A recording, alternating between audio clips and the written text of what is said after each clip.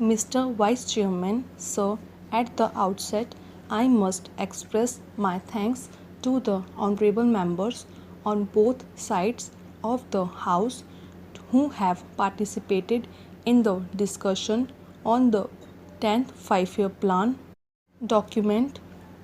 Honorable members will very kindly appreciate that within the short time at my disposal, it will not be possible for me to clarify all the points which they have raised during the course of the discussion. I am going to confine my remarks to certain important aspects of the discussion, though I have taken note of almost all the points which honorable members made during the course of the discussion.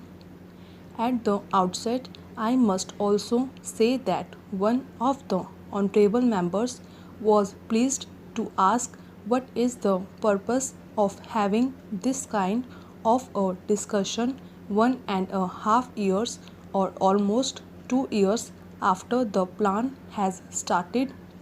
I do not know whether honorable members to recollect that my predecessors Mr. Tiwari had circulated a note to all the members of this House, particularly about the 10th plan framework, and he expected that the honorable members will be able to send their remarks to the Minister and also to the Planning Commission so that before the draft document of the 10th plan is prepared and finalized, their views could be taken into account. How many members sent this kind of information is a matter which I will have to inquire into, but that exercise was gone into and now the plan was finalized in February 2001, and thereafter we have taken the earliest possible opportunity to see that the plan is discussed in both the houses.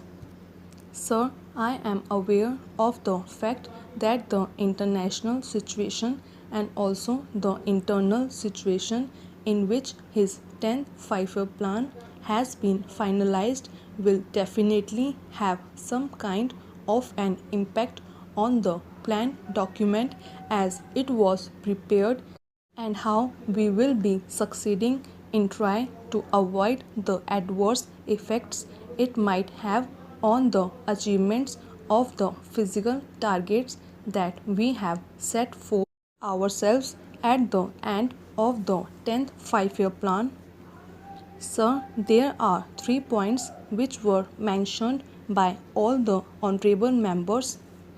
The first was that the plan was prepared with 1990-2000 as the base year, and thereafter there has been a price rise in a considerable order.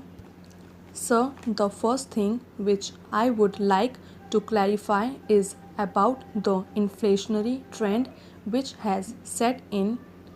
One of the honorable members, Shri Shankar Ghosh, is very experienced member of this house and had also been in the planning commission and knows the intricacies of how the things are being worked out, has been pleased to state here that the rate of inflation is very high, and added to that the balance of payments position is going to be very bad compared with the percentage that we have worked out for the 10th plan as a whole. For imports for the first year, the import bill has risen very high.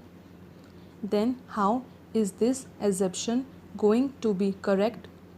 That is the point, and a very valid point which he raised during the course of the discussion.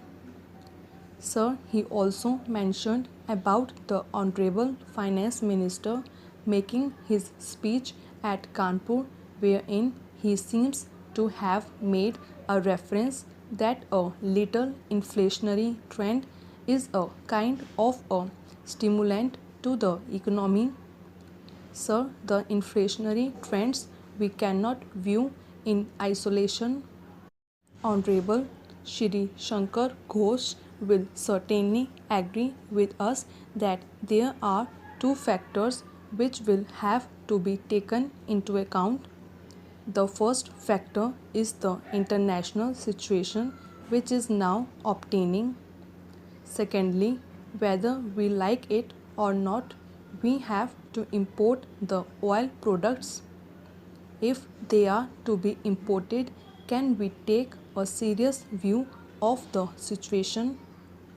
That is a thing which I am sure most of the honorable members there will be able to appreciate. The second aspect is why is it that we have such a high import bill in 2000-2001 when the plan itself commenced and when we were talking in terms of 9% immediately in the very first year it jumped. I am sure that most of the honorable members are aware of the fact that it is on account of the kind of legacy that this government got. I would not like to dilate on that issue, but the fact of the matter is that the agricultural production had gone down. Even in the industrial sector, there was a decline of 1.4%. The coal production had considerably gone down in terms of production, and the electricity generation was at the lowest. If we had to make it beginning, which in fact is within the control of the government of India, with these infrastructural facilities which will have to be provided both in the agricultural sector and the industrial sector, concerted efforts will have to be made